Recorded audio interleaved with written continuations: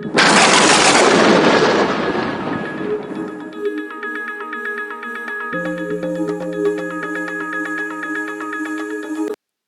items in Section I of the MDS 3.0 are intended to code diseases that have the direct relationship to the resident's current functional status, cognitive status, mood or behavior status, medical treatments, nursing monitoring, or risk of death.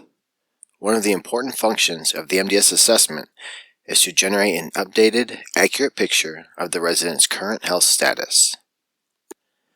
Indicate the resident's primary medical condition category that best describes the primary reason for the Medicare Part A stay. Then proceed to I-20B and enter the ICD-10 code for that condition. Section I-20B, PDPM example.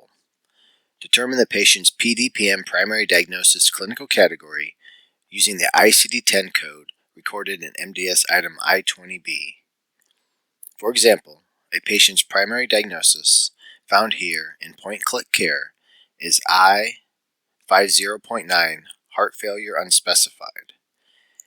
Using the PDPM ICD-10 mapping tool provided by CMS, this patient's default clinical category is cardiovascular and coagulations. The patient's PT and OT clinical category will be medical management, and the speech therapy clinical category will be non-neurologic. In this example, the patient's primary diagnosis is S72.043P, displaced fracture of base of neck of unspecified femur. Using the ICD-10 mapping tool, the patient's default clinical category shows us return to provider.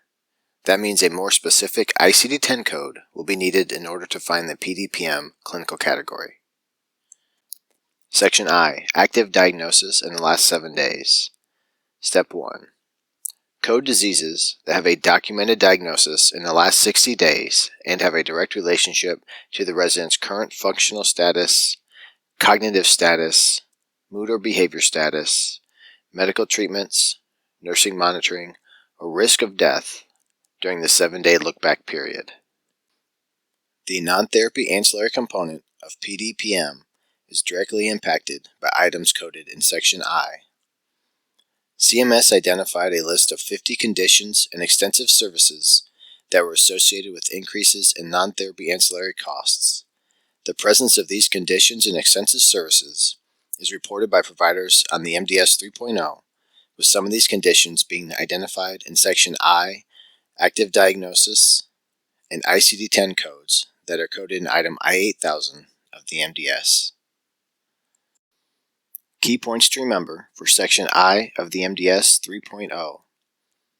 Section I-20B uses an ICD-10 code to identify the patient's default PDPM clinical category.